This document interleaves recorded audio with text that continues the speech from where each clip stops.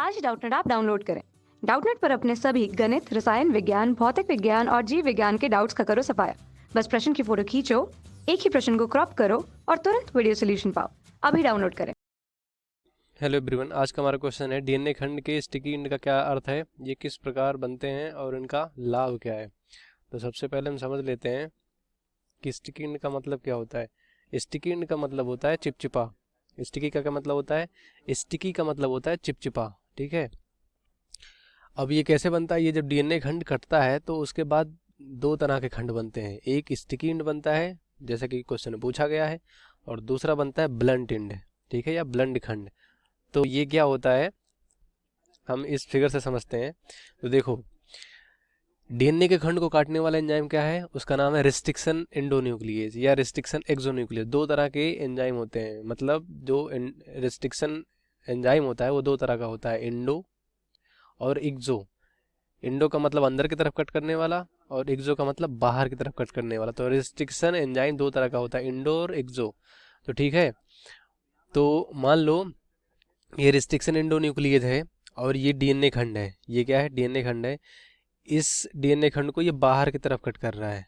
ठीक है, बाहर की तरफ कट कर रहा है, तो ये हो गया बाहर वाला, मतलब रिस्ट्रिक्शन एक्सोन्यूक्लियेज हो गया ये। ठीक, रिस्ट्रिक्शन एक्सोन्यूक्लियेज बाहर की तरफ कट कर रहा है। तो इसके कट करने के बाद देखो कुछ इस तरह स्ट्रक्चर मिलेगा हमारा। इस जो संरचना है कुछ इस तरह मिलेगा। ठीक है, इस संरचना को हम क्या कह देते हैं? इस संरचना को हम कह देते हैं स्टिकी एंड या स्टिकी खंड। रिस्ट्रिक्शन एक्सोन्यूक्लियस को काट डीएनए खंड काटने के बाद जो खंड मिलता है उसे रिस्ट्रिक्शन, उसे हम क्या कहते हैं? उसे स्टिकी इंड कहते हैं, स्टिकी खंड कहते हैं। अब देखो दूसरा, देखो ये है रिस्ट्रिक्शन एंडोन्यूक्लियस। मान लो ये अंदर की तरफ कट करने वाला रिस्ट्रिक्शन एंडोन्यूक्लियस है, तो ये बीच में कट करेगा, इधर से भी इधर से भी, मतलब एक स्ट्रैंड को कट करता है या दोनों स्ट्रैंड को एक साथ। तो मान लो दोनों स्ट्रैंड को एक साथ कट करता है यहाँ से यहाँ से, तो हमें कुछ तरह इस तरह संरचना मिलेगा। देखो ये पूरा ब्लू वाला और ये थोड़ा क्या कह सकते हो इसे, इसे थोड़ा येलो कह सकते हो। तो ये वाला दो दो पार्ट मिलेगा ऐसे कुछ। तो इस संरचना को हम क्या कहते हैं? ब्लंट खंड कहते हैं। तो डीएनए खंड को रिस्ट्रिक्शन एंजाइम द्वारा काटने के बाद दो तरह के खंड मिलते हैं, एक ब्लंट और एक स्टिकी। तो हमारे क्वेश्चन में स्टिकी पूछा गया है, जो कि ये है, इसका अर्थ यही है, ये डीएनए खंड होता है। स्टिकी क्या होता है? डीएनए खंड होता है। ठीक है, तो स्टिकी क्या होता है? डीएनए खंड होता है।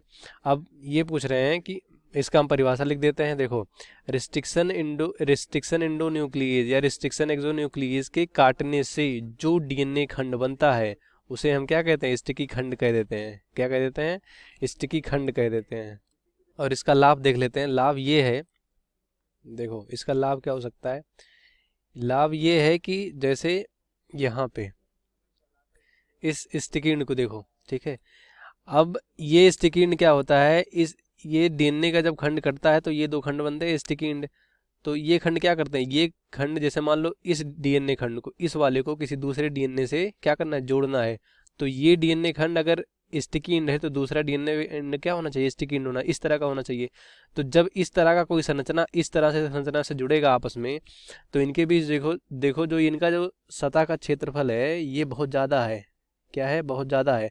तो इनमें जो जुड़ने की जो प्रॉपर्टी है बहुत ज़्यादा होगी, क्योंकि जितना जितना ज़्यादा इनमें क्षेत्रफल होगा उतना ज़्यादा बढ़िया से आपस में जुड़ जाएंगे, मतलब चिपक जाएंगे दोनों। और चिपकने के बाद जैसे आपने पढ़ा होगा रिकॉम्बिनेंट डीएनए टेक्नोलॉजी में, एंजाइम से काटते हैं फिर वाहक में ले जाकर जोड़ते हैं। तो अगर इस तरह का स्टिकी एंड बनेगा तो उसमें जुड़ने का जो प्रॉपर्टी होता है बहुत ज़्यादा हो जाएगा, और जब एक बार जुड़ जाएगा तो अगर वो दोबारा टूटेगा नहीं, तो जो हमारा प्रोसेस है जो हम चाहते हैं कि जो बन जाए वो प्रोडक्ट बन जाएगा।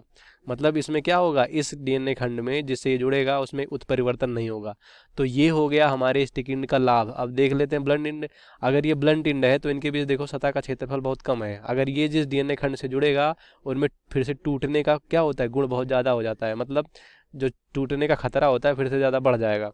तो जब ये टूट जाएगा तो क्या होगा? उस जीव में, जिस जीव में ये डीएनए को डालेंगे उसमें उत्परिवर्तन हो जाएगा, तो हमारा जो डिजायर्ड प्रोडक्ट है वो मिल नहीं पाएगा। तो इसीलिए हमारा स्टिक एंड का ये फ़ायदा है कि ये दूसरे डीएनए खंड से जाके, दूसरे डीएनए स्टिक एंड खंड से जाके बढ़िया से जुड़ जाता है, और जो प्रोसेस या जो भी प्रोडक्ट हमें बनाना होता है वो बढ़िया से बन जाता है। या जो भी हमें डिजायर्ड होता है कि हमें ये चीज़ें अब क्रिया करानी है, ये इस वाहक में हमें ये डीएनए डालना है जोड़ के, तो वो बढ़िया से अपना क्रिया हो जाएगा। तो यही लाभ है हमारा स्टिकी एंड का। तो लाभ देख लेते क्या है? दो डीएनए खंडों को आपस में जोड़ने का काम करता है। ठीक है, मतलब ये जितना बढ़िया से स्टिकी इंड बनेगा उतना बढ़िया से दो डीएनए आपस में जुड़ जाएंगे, ठीक है, मजबूती से। कक्षा 6वीं से 12वीं से लेकर नीट, आईआईटी, जेई वो एडवांस के लेवल तक 1 करोड़ से ज्यादा छात्रों का भरोसा। आज ही डाउनलोड करें डाउटनेट ऐप या व्हाट्सएप करें अपने सारे डाउट्स 8400 400 400 पर।